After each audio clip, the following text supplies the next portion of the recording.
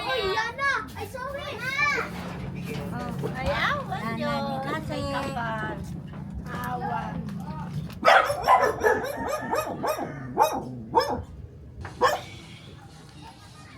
Bareta na lang. Pwede niya na siguro ano, paglaro eh.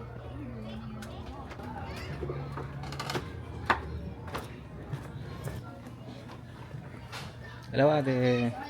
Hello po.